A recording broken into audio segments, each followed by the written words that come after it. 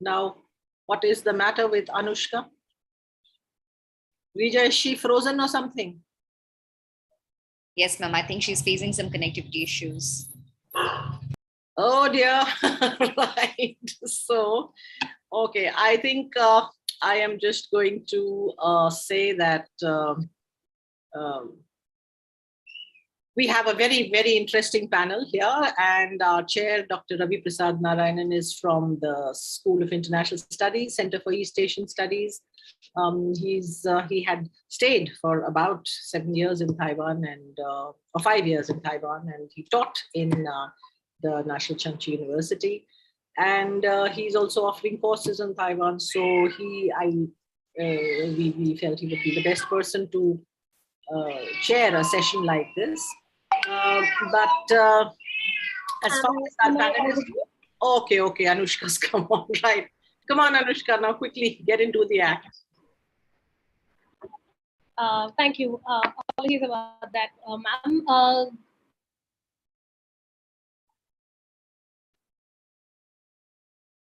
The session recording has started. Good evening, ladies and gentlemen.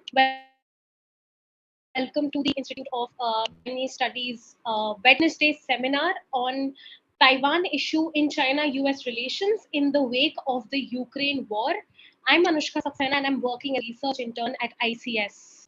So ever since Xi Jinping ascended to power in 2012, the idea of national rejuvenation has become particularly prominent.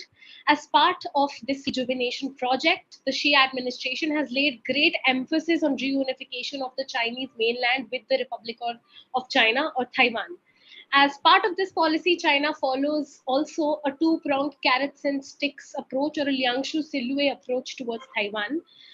With the deadline for the rejuvenation of the Middle Kingdom set in place for the second centennial of the Chinese Communist Party in 2049, commentators are speculating on the present and future of cross-strait relations.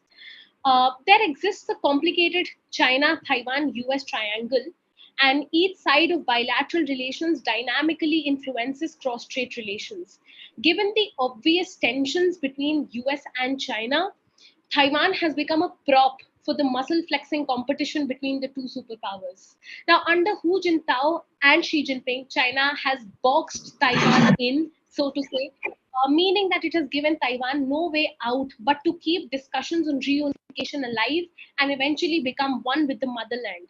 Given that the US itself is a proponent of maintaining the status quo across the strait and has no formal relations with Taiwan, it can be inferred that in the event of a Chinese offensive, how the US will react remains uncertain by virtue of its policy of strategic ambiguity.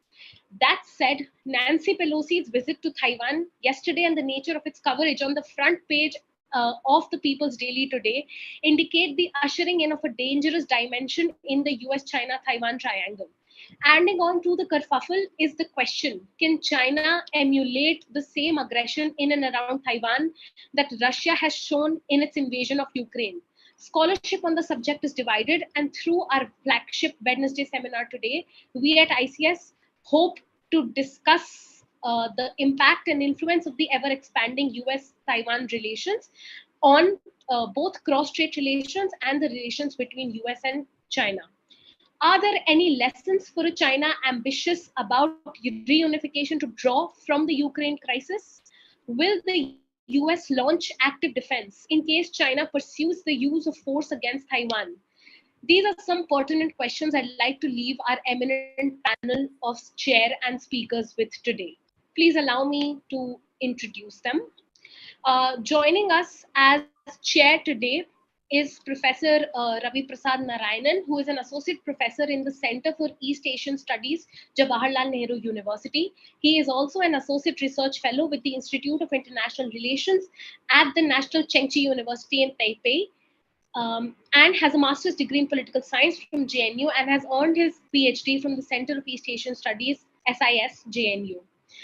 Joining us as speaker today is Ms. Bonnie Glasser, who is the director of the Asia program at the German Marshall Fund of the United States. She was previously senior advisor for Asia and the director of the China Power Project at the Center for Strategic and International Studies. Ms. Glaser is concurrently a resident fellow with the Lowy Institute in Sydney, Australia, and a senior associate with the Pacific Forum. Also joining us as speaker is Professor Da Wei, who is currently professor in the Department of International Relations at the Tsinghua University. He is also the deputy director of the Center for International Strategy and Security at Tsinghua.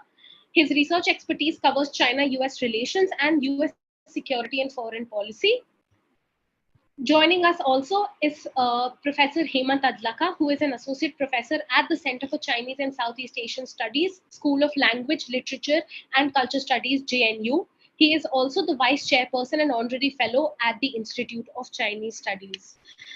Before I hand over the floor to the chair, I request the audience to follow some housekeeping rules. All participants shall stay muted during the presentations.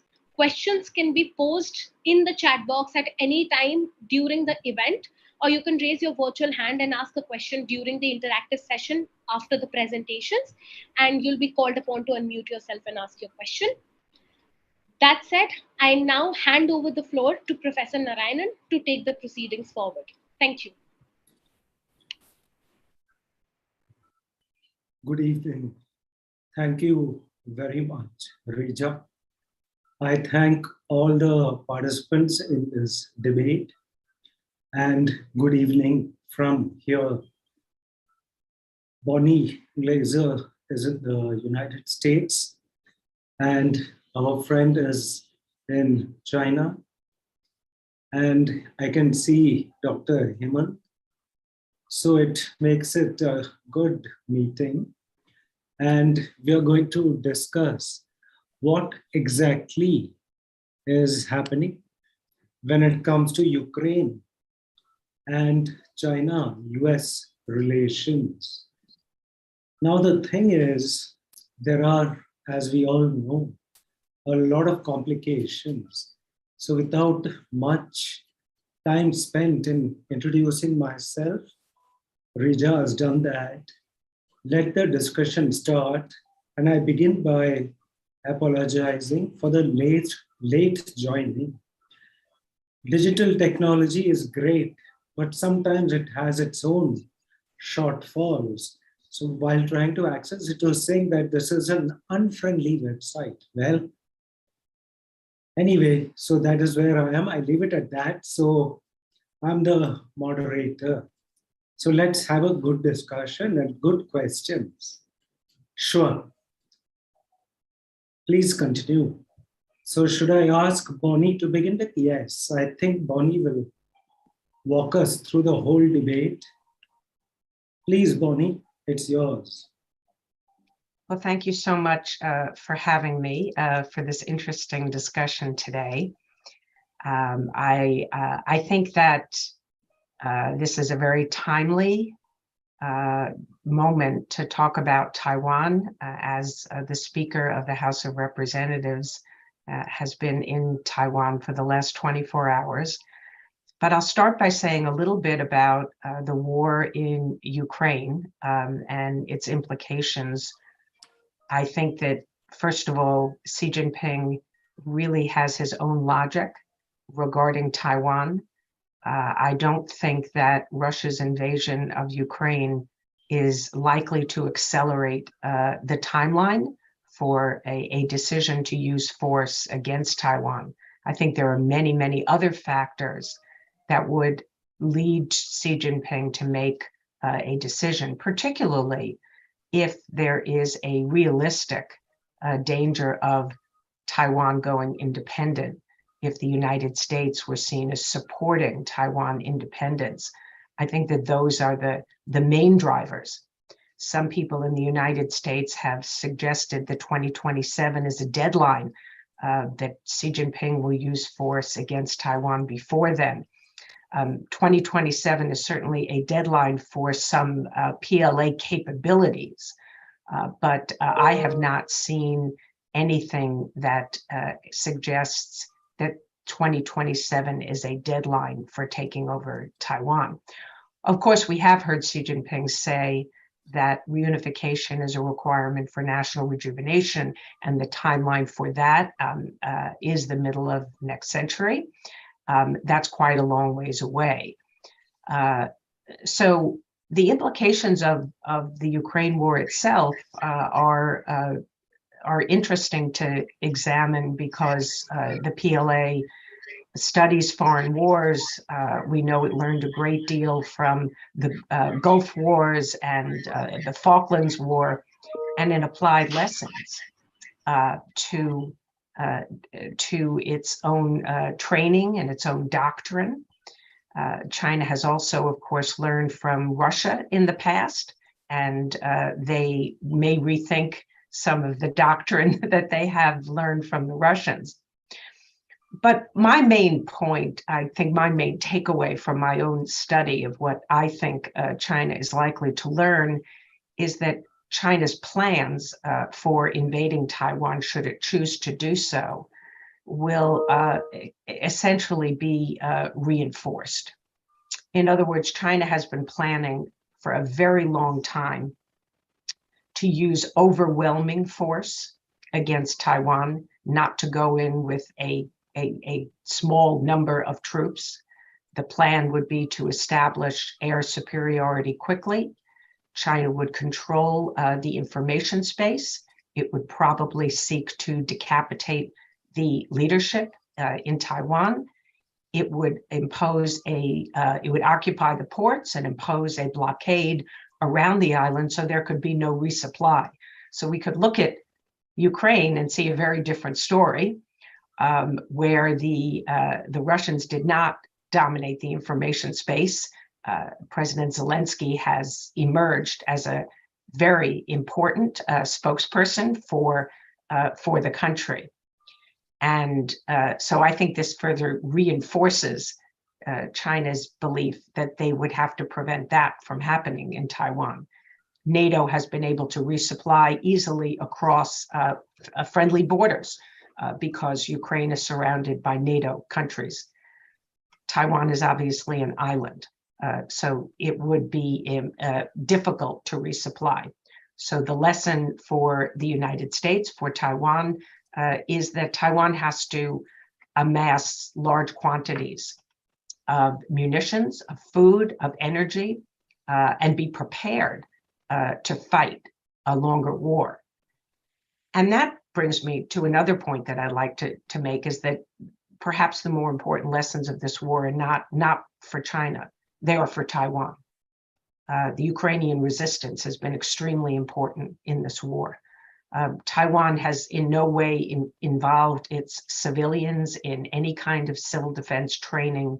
Its reserves, although large in size, are not well trained. They're currently implementing a pilot program where a small number of reserves will train a bit more at night and with active duty forces. But there is not the kind of preparations to fight a real insurgency against PLA troops that establish a beachhead and make their way into Taiwan. So this is a very big lesson potentially for Taiwan to learn. I want to say a little bit about the US-China relationship and move on from the Ukraine war. The US-China relationship is extremely acrimonious. Distrust is at an all-time high. It is a worrisome trend, and I believe that the relationship has not yet hit bottom. The Pelosi visit is just yet another source of friction in the relation, another irritant that is contributing to the distrust. In my view, it is not the worst. There are other things that are worrisome as well. China sees the United States as implacably hostile, as intent on containing China's rise. The Chinese view the US as changing its policy toward Taiwan in very dangerous ways. They see gaps between words and deeds. And there is diminishing confidence in the US One China policy and the US commitment that it does not support Taiwan independence. And if Xi Jinping does not have confidence in the statements that President Biden has said, there are 5 of them that were said in a call that were reported publicly. If China doesn't have confidence in those statements, then we really have reached a very difficult point.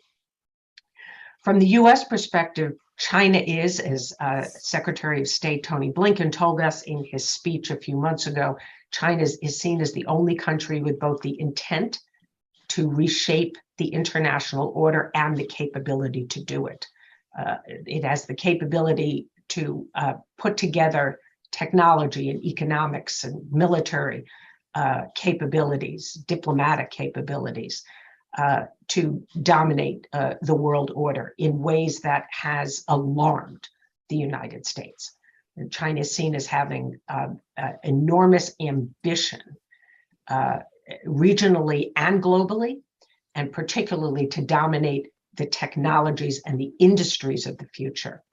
And there is an emerging consensus in the United States, although not among all China experts, I should say, that China seeks to dislodge the United States from its global superpower position. Dialogue today between the US and China is limited to a few high-level channels.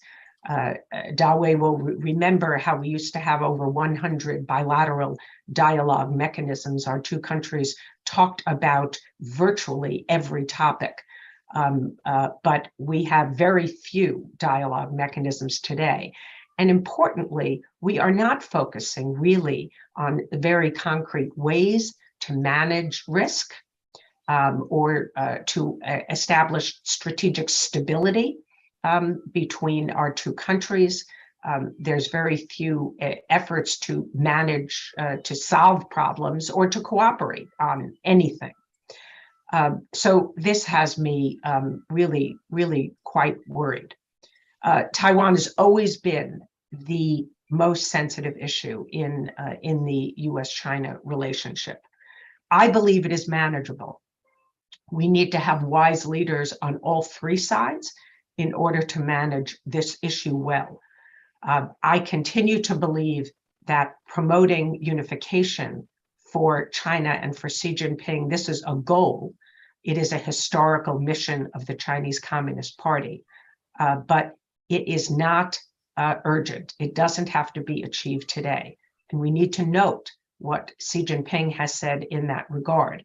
And I recall that in one of the meetings with President Biden, he did say that he would try with his, or China would try with its utmost sincerity to achieve unification peacefully. Just a few weeks ago, the director of the Taiwan Affairs Office, Liu Jie, had a long piece in Renmin Ribao and People's Daily, and he laid out a general guideline, maybe even a preview of what will be the comprehensive plan to solve the Taiwan issue in the new era. And this is the phrase that is being used now in China to describe what will be Xi Jinping's new approach into his third term, which he will likely get at the Party Congress this fall. And I myself see a great deal of continuity in that policy as it was laid out in that article.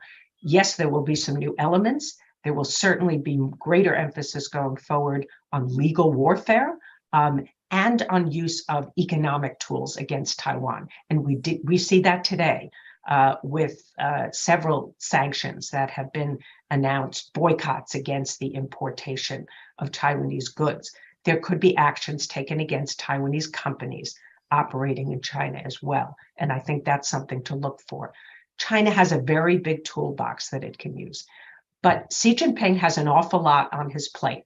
He's a slowing economy, challenges created by the zero COVID policy, a declining population.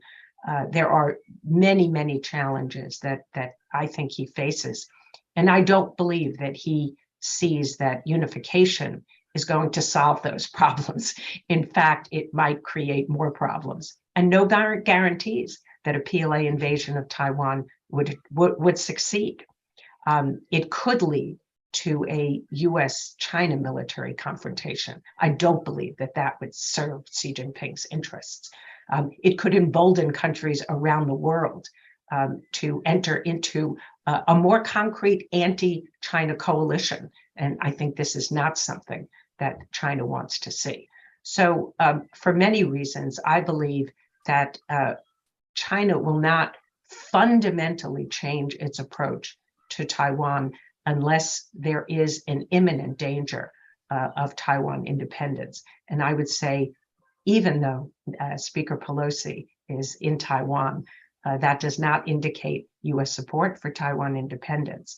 And I don't see Taiwan's leader pushing for independence either.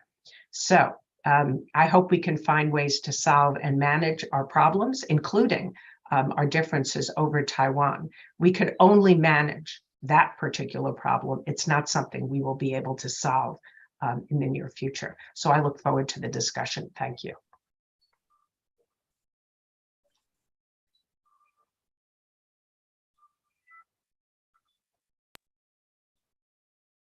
Ravi, sir, you're muted.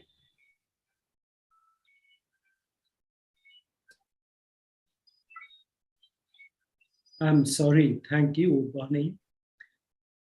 And before Professor Tave says what he has to, a commonality I noticed, whether it is Ukraine or cross straits, is that both the United States and China hardly mention the UN Convention on the Law of the Seas. What exactly is happening?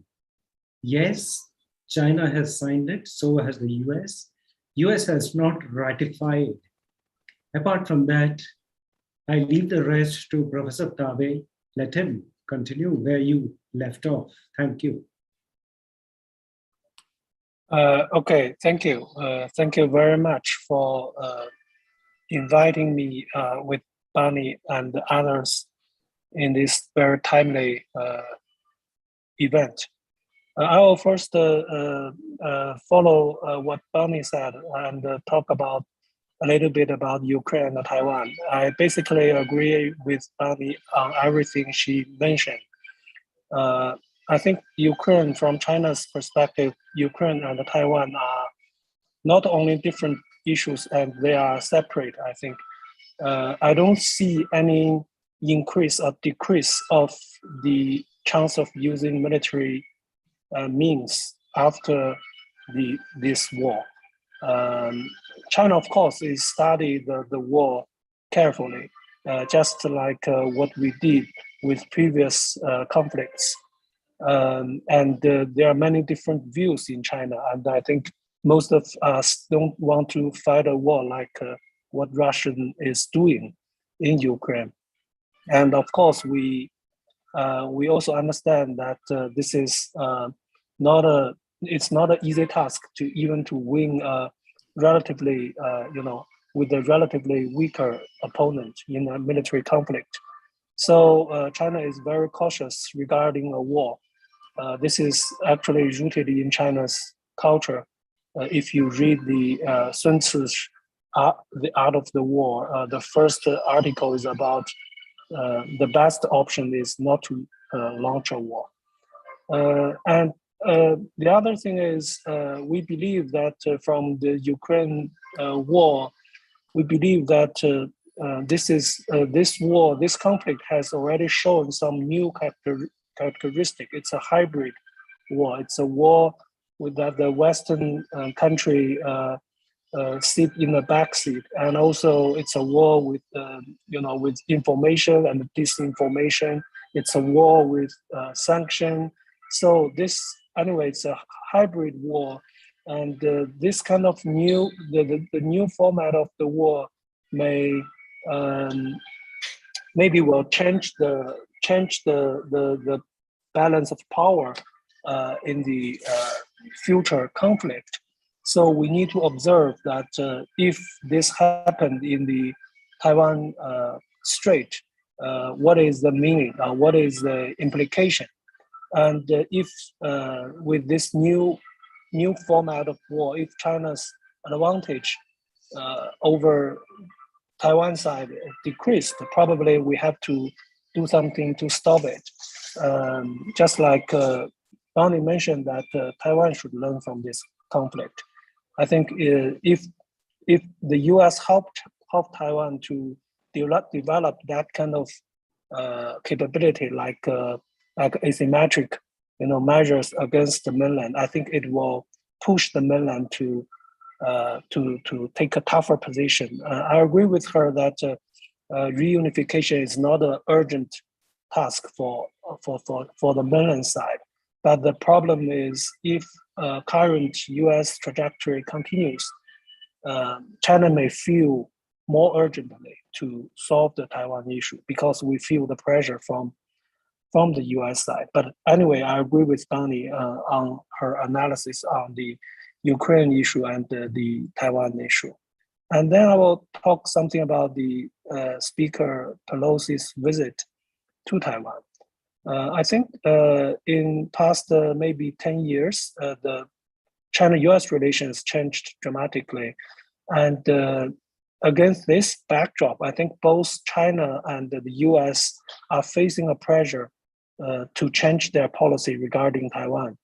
The US, of course, still claim that it committed to one China policy, but from China's perspective, the US is hollowing up the one China policy and changing, maybe all kinds of concrete actions or self-restraint that the US used to impose on itself. Now, those restraint has already been imposed, being lifted, just like Speaker Pelosi's visit to Taiwan.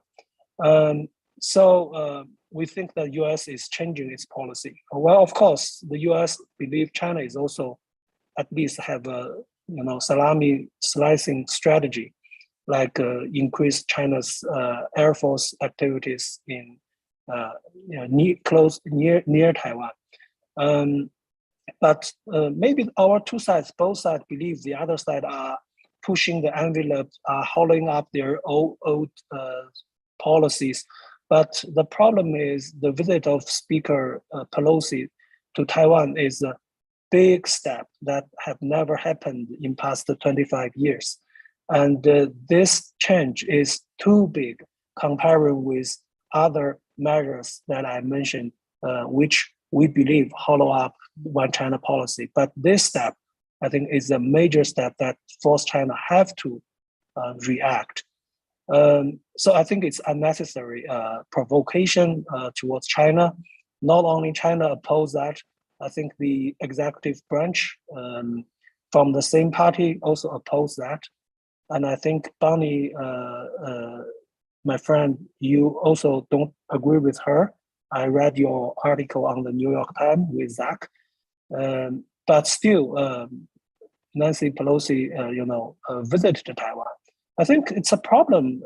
To be honest, I think I'm a friend of the U.S. But to be honest, I will say this reflects the problem of the American political system.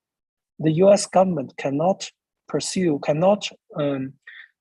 implement a consistent, integrated foreign policy. The two branches of your government have different policy. If foreign policy is something that the executive branch play a major role, but why the Congress plays such a outstanding and conflicting role? I think this is this increased the unpredictability of the U.S. foreign policy and bring major risk to China, to China-U.S. relations. I think this is a big problem. And this visit is followed extremely close by Chinese. I don't know if our Indian and American friends know how crazy it was in China's social media last night. I will say, I give you several examples. The Xinlang Weibo collapsed because so many people follows Speaker Pelosi's the radar screen, the line of the plan. And some articles that my friend wrote was read by 10 million times yesterday, 10 million times. And, it's been debated not only among the intellectuals, but ordinary Chinese. So many people follow that. I think the Biden administration really offended ordinary Chinese people this time. This is big mistake, I will say. Of course, I don't know this. I know this is not executive branch's idea, but people here just counted to the U.S. government, and by far the reaction of China side is very restrained, I will say. And to be honest, I am not a hawk, but I will say majority Chinese feel a little bit disappointed, and they believe that China need to do something new. I don't know what should China do, but many people believe that we need to do something we have not done before. So far, the reaction we have seen are all the similar measures that China has already taken in the past. If current trajectory, current policy continues, I mean, or if we just keep our reaction at current level, I will say the Chinese government will pay political prices domestically. So it's not sustainable. Maybe it's sustainable for this case, but it will not be sustainable for longer run. So if you see Nancy Pelosi already flew to Korea and she will return to the US, but I don't know what will happen in the future. What about next speaker visit Taiwan? What about other, like Secretary of State or Secretary of Defense visit Taiwan? What about a speaker from a European country visit Taiwan? So, or other things, other than senior officials visit. I mean, it's not sustainable. Next time similar thing happen, I think the domestic audience, the public opinion in China will force Beijing to do, to take much harsher reaction to the U.S. side's or other countries' maneuver. So my last point I would like to say is Taiwan is the foundation of the normalization of China-U.S. relations. And this is the only issue, only point that could cause intentionally military conflict between China and the U.S. So this is the most serious issue in China-U.S. relations. China now is Beijing is only postponing the anger of the people, but it has not been solved. The Taiwan issue this is something untouchable or untouchable, I will say, unnegotiable and undeterrable. So for China, this is, there is no other issue other than Taiwan that can represent the national rejuvenation. And unfortunately, for some American politician or other, Western politician, probably there is no other issue like Taiwan can show their courage to confronting or challenging communist China. If so, if we believe this is so important, and for those politicians that believe this is so important, then we are facing an extremely dangerous issue. Even if we can postpone, a week ago or 3 or 4 days ago, I thought we are facing the second Cuban Missile Crisis. The good news is now we don't have a new Cuban Missile Crisis.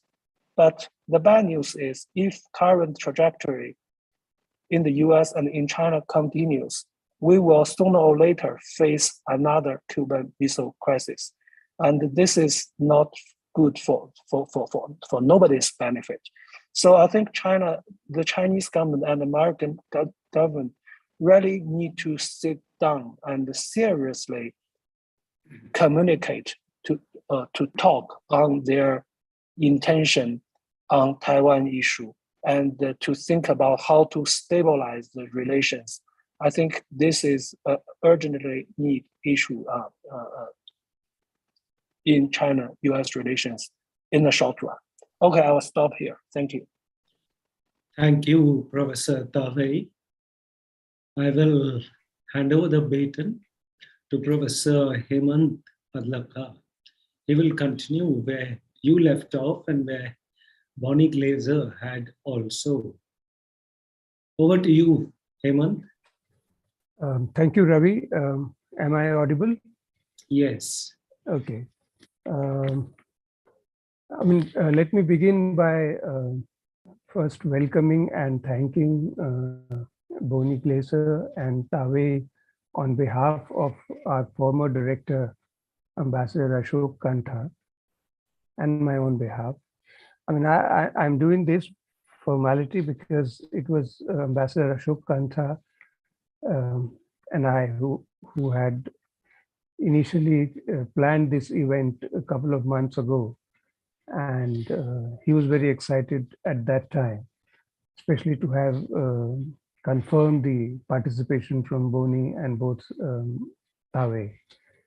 Of course, at that time, we did not anticipate, and nobody could tell then, that we would be holding this event in such an eventful atmosphere, especially across the Taiwan Straits. But having said that, now let me quickly make full use of the time allotted to me. It is also very heartening to see in such a excited and crisis atmosphere, our two respective speakers from the United States and China actually quite in agreement with each other on the theme of today's event and also on the event that is unfolding across the Taiwan Strait. Although Professor Tawei did indicate that perhaps he is beginning to turn hawkish in the past 24 hours, but I don't expect that to actually happen. Anyway, I'll now proceed with my own observations and remarks on the theme. First looking at the Taiwan US relations, especially in the context of the Ukraine war. Of course, both the previous speakers have talked about the Ukraine context of the Taiwan situation. I think, in my opinion, they both fell short of actually taking head-on the comparisons between Ukraine and Taiwan. Of course, nobody agreed in this panel with that. But it is true that within hours of Putin's brutal military aggression in Ukraine, a news headlines war was sparked off across the Taiwan Strait in particular, and in the international press in general. If it can be summed up in just 4 words, the news headlines war, that was that today's Ukraine is tomorrow's Taiwan. As days and weeks and months went by, the heated debate split into 2 hostile blocks of opinion. That is, in favor and against equating the Ukrainian situation with the imminent danger of China attacking Taiwan. On the one hand, there were those upholding the view that the Taiwan-Ukraine comparison was inaccurate and why Taiwan is not Ukraine. On the other hand, there were those advocating that Taiwan is Xi Jinping's Ukraine, and there are eerie similarities linking the Ukraine and Taiwan situations. I would perhaps comment on the comparison that actually there is no comparison. A comparison was attempted by the international or the global media, especially the US media, because it served the interest of the US-China policy at that time. And as Tawei said, that in China, at least, everyone is clear that there cannot be a comparison between Ukraine and Taiwan for obvious reasons, which is, for example, Ukraine is a sovereign nation, whereas Taiwan is still not referred to as a sovereign country. And I remember when we had first invited Tawei to join today's event, he had expressed his displeasure on the topic then suggested to him. And we had perhaps inadvertently formulated it as saying US-China-Taiwan relations. And he had said, and Tawei had said, that this actually gives the impression that we are talking about three countries, which will be objected to, in particular in China. So in that context, then we immediately reformulated the topic and stuck to the topic which has been now circulated. But let me also point out here that in March this year, it was none other than the US Secretary of State, Antony Blinken, who actually referred to Taiwan as a country, which was for the first time. Nobody had ever, no US official had used it before. And in March 2022, Blinken did refer to. Of course, that was then clarified as a slip of tongue or whatever, but we know, and we know these are not just a slip of tongue. Anyway, to move on,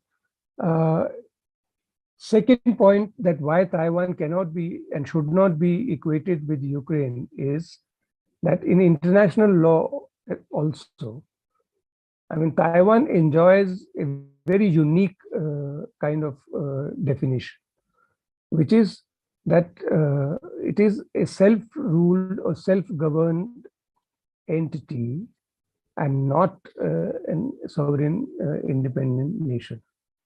So that also puts an end to any kind of comparison between Ukraine and Taiwan. And the third thing is, I mean, of course, we don't see any voices representing here Taiwan. I mean, that's also true in the US-China equations. Neither US nor China has actually bothered, as the previous two speakers also did not mention about the opinion of the Taiwanese people themselves about what do they want. Because latest survey polls suggest that today in Taiwan, there are only 3 or maybe less than 3% of the population which wants to see itself reunifying with the mainland China. So that's also an important aspect which cannot be, which should not be actually ignored. And Taiwanese people in Taiwan, even on the question of independence, let us say, there is no consensus among the 4 or 5 political parties which exist in Taiwan. No political party, in fact, all political parties, including DPP, were party to the 1992 consensus. And now things have started changing. Even KMT is now talking about not openly now advocating for reunifying with the mainland China, but that's a different debate altogether. So I mean, I leave it the Ukraine-Taiwan comparison at this point and move on to the larger canvas of the US-Taiwan and US-China equations. And Tawei did mention about Boni's recent article in New York Times. I think I can actually, I would like to quote the article which Tawei also had referred to, which I think appeared a couple of weeks or 10 days ago, a co-authored article by Boni Glaser in the New York Times. The title of that was that Nancy Pelosi's visit to Taiwan is too dangerous. And I mean, I can correct myself if I'm pointed at by Boni that I'm perhaps wrongly quoting the title of the article. And the gist was that it only, the situation is so dangerous between between China and US because of the Taiwan question, that it only needs a little spark to ignite the fire. And Nancy Pelosi's visit is just providing that. I mean, that I'm rephrasing Boni's words rather than exactly quoting her article. So now let me quickly touch upon a particular context which I had expected the previous speakers to talk about, but they did not. Especially, I'd also expected from Tawei to throw some light on that issue, is that he did mention about one China policy being undermined by the visit and also consistently during the Biden administration. But the question I want to ask and therefore seek answers to, and maybe have a debate, is that why is one China policy now the most important issue between China and America? And to understand this question, I think we will have to also go back to the past and ask two more questions. One is that why did the US in the very first place in 1949 decide to back ROC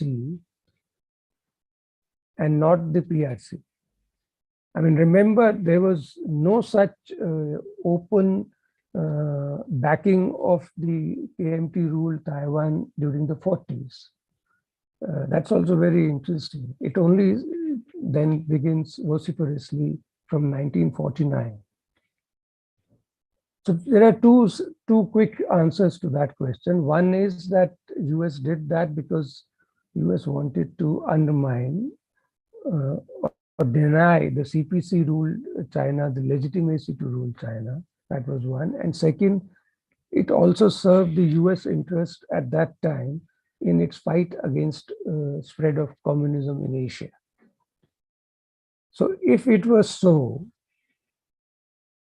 then the second question which needs to be debated in order to understand why the US is now playing the one China policy card is that why did then US abandon, if I may call abandon, Taiwan in the early 1970s with the visit of Kissinger and Nixon, and eventually the diplomatic recognition to the PRC? Why did that happen? And then the third question, that why now one China policy? I mean, last night I saw the visuals on the television, and in India also, and in the West also. I mean, there was a sense of jubilation. I mean, as if there is a victory to be celebrated, that the US House Speaker finally landed in Taipei. I mean, I really find it, and many people in Taiwan itself have raised questions. I mean, there people across the Taiwan Strait, not just in China, where Taiwan told us that how 10 million, for example, people visited articles on the topic. I mean, in Taiwan also there are critics who are questioning and who are saying that this whole jubilance or the celebratory mood because of the visit is bizarre. Bizarre because it is the US which has committed itself in the joint communique issued in 1972, which said that there is only one China and Taiwan is part of China. And now the assertion by the US of supporting Taiwan against China is being celebrated. I mean, the US is violating its own promises in writing. I mean, this is something which needs to be debated. And I think if we look at it, if we look at the entire issue from the geopolitical point of view, perhaps we will not understand the crux of the matter. We'll have to understand the crux of the matter by stepping aside from the geopolitical concerns and looking at the whole China-US deterioration or rivalry from the hostility between the two national economies.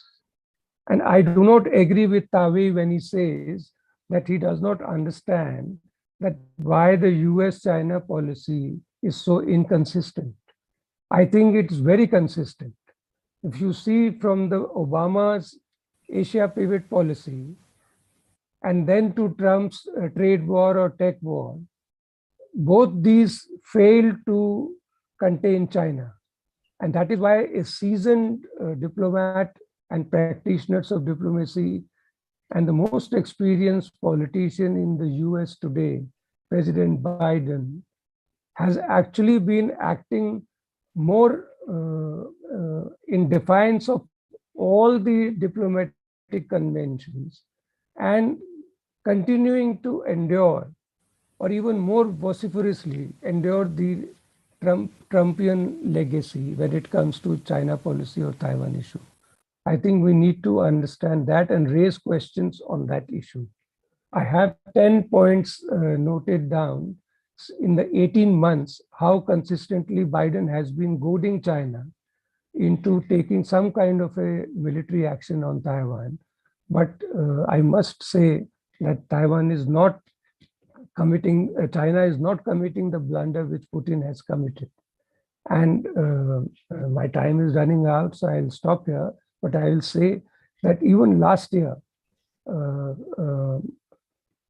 Kurt Campbell, who is known also as the Asian Tsar in the Biden administration, he runs a think tank, which is called the, I think, the Center for New American Security, which actually came out with an article last year on its website, and it was called the Poison Frog Strategy as the fait accompli for China on Taiwan. And what is this poison frog strategy? The poison frog strategy is that Taiwan and America must continue to generate heat on China to force China to resort to some kind of a military action on Taiwan. I'll stop here. I know there are many things to say, and I've left out many things which I had prepared, but I hope I'll get some time to come back with those issues in the question and answer session. Thank you so much. Thank you, Hemant. There are two things here. First is Bonnie has to leave at 7. I think it is 7 Indian Standard Time. I don't know what the time here is. Second is, enjoyed your perspectives, because what I find very interesting is that you asked questions and answered those questions also. And of course, you have quite a few questions which are there in the chat box. So let us continue further now with the Q&A session to Bonnie, to Professor Tawe, and to Hemant. Yeah. So please go ahead.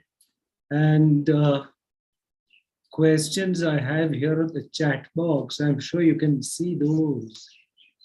It is, well, you can see it and you can choose which one to answer. I think it's almost, I guess, 7. I mean, Bonnie need to leave in minutes, so probably we should let Bonnie say to speak first. Thank you, and I deeply apologize for having to leave early. I have to go testify on Capitol Hill at a hearing.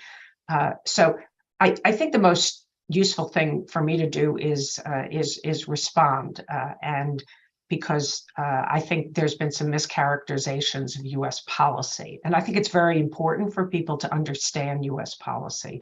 Not everything the United States does is coherent and integrated. And Dawei is right. This is in part a function of our political system.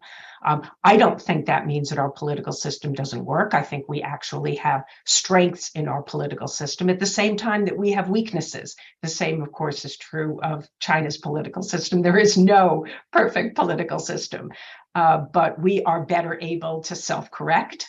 But we, yes, are less able perhaps to integrate the different parts of our system. We believe separation of powers, of course, provides some advantages. They are checks and balances, and they prevent any one leader from having too much power in his or her hands. There has been quite a bit of confusion in US policy toward Taiwan. And I think it's inexcusable. Frankly, we had an episode early in the Biden administration where a sitting US ambassador in Palau visited Taiwan. In my view, that is inconsistent with the one China policy. But in my view, sending Pelosi to Taiwan or letting Pelosi go, since we didn't send her, it was her idea, letting her go, in my view, is not. But what I said in the article was that I think that the timing of the trip is it's ill-suited, it's poorly timed, it is potentially risky. And of course, we did not choose the name in the title of the article. So no, the wording in the article is ours, but we did not say it was dangerous. But it was poorly timed. When Tony Blinken said that Taiwan is a country, yes, it is a slip of the tongue, right? Many of us, for years, we talk about Taiwan behind closed doors, and some people just refer to it as a country. In his confirmation hearing, he referred to it as a country. In the Trump administration, it was actually published in a Defense Department document that Taiwan was referred to as a country. Some people did that deliberately, but I can tell you there were people at more senior levels who didn't know that that was going to happen, and it was not approved. We really do have inconsistency in our policy. I will remind you all that President Biden has misspoken many times on Taiwan. Last fall, he was asked by a reporter a question to which he responded, "Taiwan is independent. Let it make its own decisions." That's the first time a president has ever said that Taiwan is independent. No, that's not our position. But he's imprecise in his language. He has also said that he would come to Taiwan's defense. That's not a gaffe. That is not a misstatement. That is his presidential prerogative to say that he will come to Taiwan's defense if it is attacked. However, when he says it is our obligation, our commitment to do so, that we made that commitment, there he is wrong, because the Taiwan Relations Act does not contain a commitment or an obligation to defend Taiwan. So once more, there's confusion in our policy. The last thing that I'd like to say is just to explain briefly what I think is driving this. This is not because the United States wants to see Taiwan separated from China. This is truly a classic security dilemma. The United States looks at what the steps that China is taking, its preparations militarily are very worrisome, not just, of course, to potentially seize and control Taiwan, but the anti-access area denial capabilities, which now obviously extend way beyond the first island chain. And this has led to a sense of alarm in the United States. And there is a belief that if we don't bolster deterrence, then China will make the decision to use force because it will believe that it can succeed its goals. And so we are hugging Taiwan more closely. We can't fix our military deficiencies in a short period of time. So therefore, we could only do other things like support Taiwan more economically, encourage allies to support Taiwan, which obviously China objects to strongly. We are doing what we can do. We're not using Taiwan as a card. We are trying to prevent war.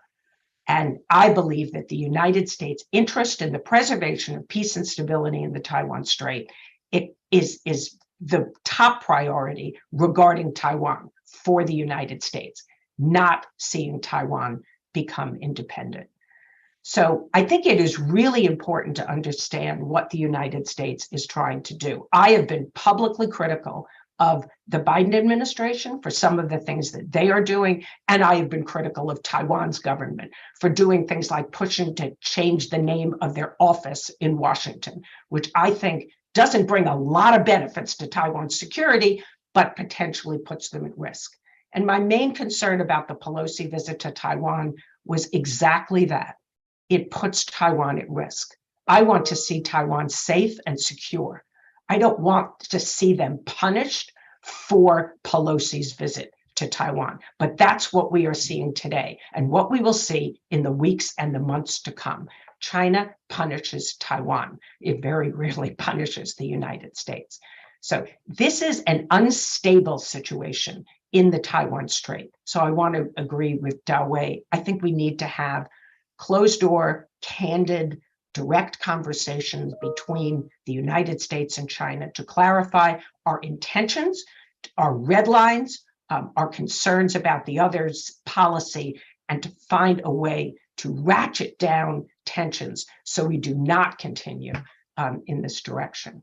So I have to go testify before Congress on the topic of the implications of the Ukraine war for Taiwan and for China. So I will go do that, but I really appreciate being invited to join you today. I only regret that I can't listen further to the comments and the discussion, but since it'll be online, I can always go back and listen later on. Thank you so much.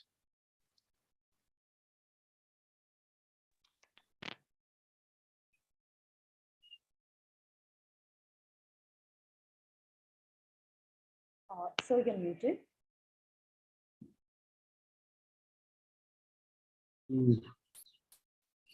Yes. So, Rija, how much time do we have? So we can have it for another 15 minutes. Okay, so Professor Tavey and Professor Hemant, they just have to see the chat box. And there are some very interesting questions. I cannot pick and choose, so it is for you to decide which questions you will answer. Professor Tavey, first is your turn. There are a lot of questions, and I'm trying to read them, but it's maybe can you assign someone some question to me? So I think so many questions. Sure, Professor, I'll be happy to read them out. Yes. So, in fact, yeah, Anushka, I suggest go ahead, quickly identify those which are addressed to them and just quickly read them. Right. Professor Narayanan, do you mind if I address questions to both speakers that are directed to both? Not at all. Please go ahead. Thank you. Thank you so much. So we have the first question on the chat box directed to Professor Adlakha. Do you think she's securing an unprecedented third term very soon is one of the factors why Pelosi's visit was timed for now, or was it the upcoming midterm elections of the US that was a bigger factor for the visit? Professor Adlakha, would you like to take another question, or would you like to answer them one by one? Yeah, I think I can take a couple of questions together. All right. Then there is a second question that is addressed to both panelists. Notwithstanding the fact that the PRC emphasizes peaceful reunification, a large section of the Taiwanese population, to the extent of 75%, wants continuance of the status quo, which the PRC is fully aware of. Considering the timeline of 2049 for national rejuvenation, would not the PRC attempt forceful reunification if it considers the time available till 2049 insufficient for bringing about a change in the Taiwanese mindset for peaceful reunification. And then there is a question directed to Professor Dawei. Would you like to take that question as well, sir? Yes, I can answer this question. Yes. Sure. And then that question is, does the act of Pelosi visiting Taiwan put more pressure on Xi Jinping to justify his unprecedented third term by doing something unprecedented vis-a-vis Taiwan? So I think Professor Dawei, you can answer those two questions, and then we can move on to Professor Adlakar. Okay. Which one? What is the second one? Is that the same one with which you gave to Heyman? Yeah. So one question is with regards to Xi justifying actions, and the second one is with regards to the Taiwanese population wanting the continuance of status quo. Yeah, sure. Who should go first? Professor Dawei, if you'd like to take the floor, please go ahead. Okay. I will try to answer these two questions. First, I want to answer the question regarding 2049. It's not a. I think there is a misunderstanding. Think that we have a timetable. I think we should not take an oversimplified view over this. Believe that China claimed that we will achieve national rejuvenation by 2049, and then Taiwan is part of that. So China will solve the issue before 2049. I think that's too simplistic. I think national rejuvenation is a long-term thing. It's not say that we can achieve it by 2049. We cannot achieve it by 2048, or we cannot achieve it 2050. I think it's just a general description that we want to change. We want to achieve this, generally speaking, national rejuvenation by the mid of this century.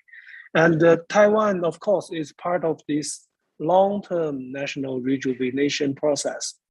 So it's not to say, some people argue that without a reunified Taiwan, then there will be no national rejuvenation. I don't think so. I think it's it's too simplistic view. So I don't think there is a pressure that we need to achieve national rejuvenation before 2049. I think it's not correct. The other is about this act by Pelosi put more pressure on his third term and provoke him to do something. I think first of all, I don't know if he who will be party's leader after the 20th Party Congress. It's just our speculation, right? Secondly, let's assume it's correct. It happened. I think we should not put Nancy Pelosi's visit at that high level. It's extremely important for Taiwan issue, for China-U.S. relations. That's true, but Chinese domestic politics, I think, is far more complicated than that.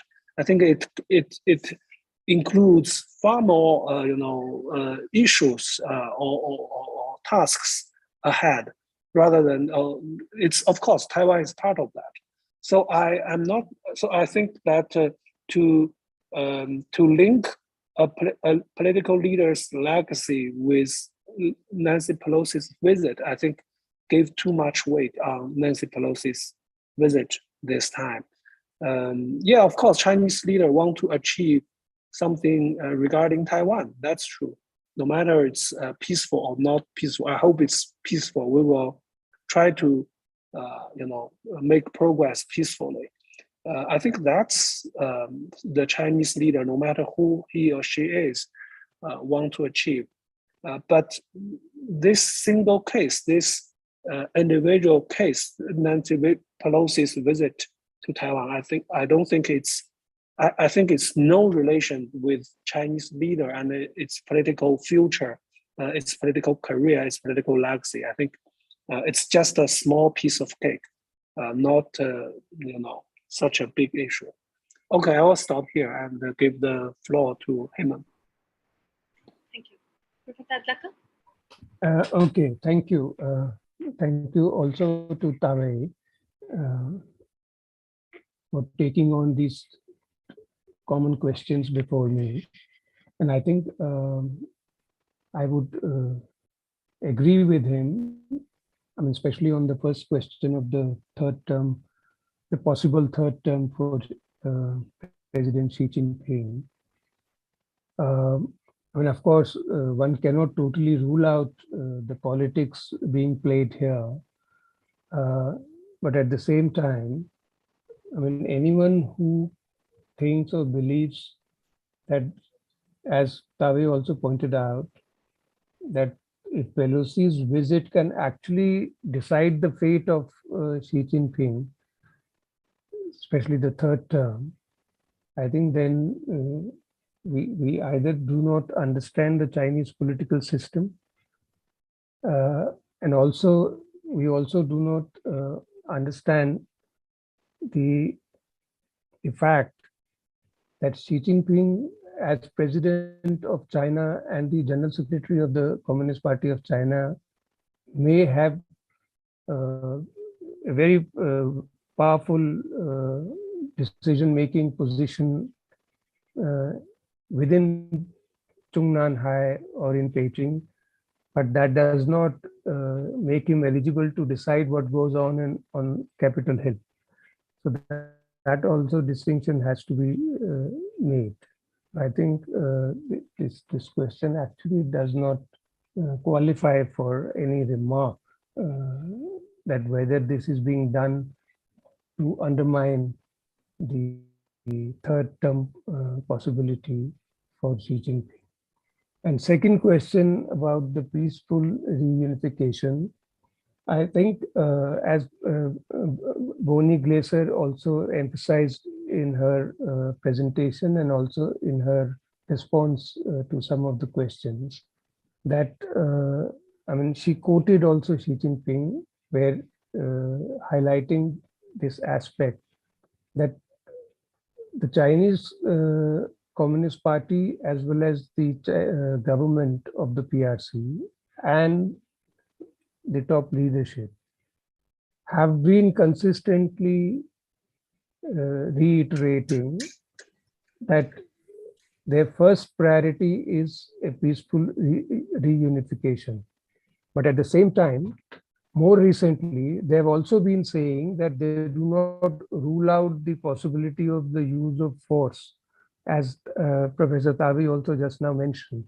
Because, for example, if there is some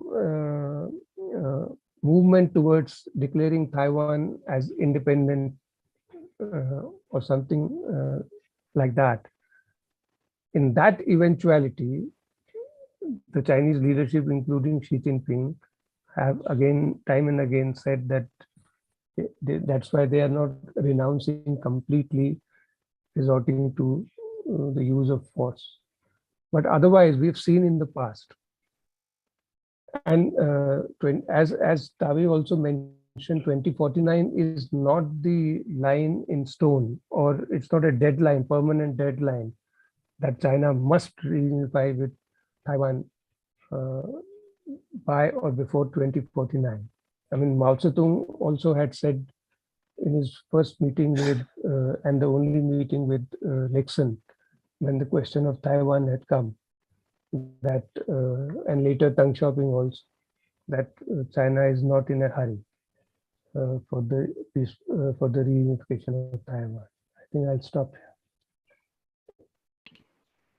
Thank you, Professor Adlakar and Professor Tawei. I think we can take one last set of 3 questions together, if that's okay with both the speakers. Yes, please go ahead. Thank you. So the first question is, what are the US and Taiwan making of live fire exercises, plans for the live fire exercises for the PLA Eastern Theater Command to conduct around Taiwan, which have been recently announced by Xinhua? Are they adding anything to America's regional threat perception? The next question is in the context of the recent killing of al-Zawahiri on the same day as the PLA Army Day. And the question is that by doing so, is the US sending a stern message to Xi Jinping, who is awaiting his third term, that the US brings its enemies to justice at the time and place of its choosing? And the final question, which can be a very good question for conclusion as well, is that so many things have already happened within a few hours of Pelosi's landing. For example, the announcement of the military exercises for the ETC, to pressure on the new Taiwan dollar, and well-crafted economic sanctions from China onto Taiwan. So would the speakers think that we can now start calling the situation across the strait the fourth Taiwan Strait crisis? Thank you. Professor Adlaka, if you'd like to answer them first. Okay, since the time is limited, I'll try and round up the three questions together and give a quick answer. That whether it is the live wire exercises or the release of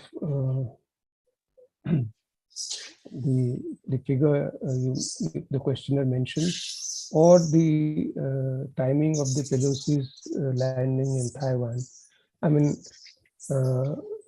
all these three can be seen as symbolism, and symbolism in foreign policy or diplomacy can be very effective if its timing is correct, and it can be completely ineffective if its timings are not adequate. So some action will happen in terms of since the tension is really escalating, and as Professor Tawe earlier mentioned, that there is a feeling or mood of disappointment in China, I will put it this way, that China not in a position to do anything. I mean, do anything in the sense that all that was very strongly seen as good rhetoric to put pressure on America. And perhaps that is why President Xi Jinping agreed to have the fifth round of telephone conversation with Biden just before the visit, to perhaps try and see to it that the visit does not take place. But that did not happen. So beyond that, I don't think anybody expected China. Of course, there were PLA warnings that military planes will accompany Pelosi's plane, etc., etc. But everybody also knew that that is more rhetoric than actually any substance in that.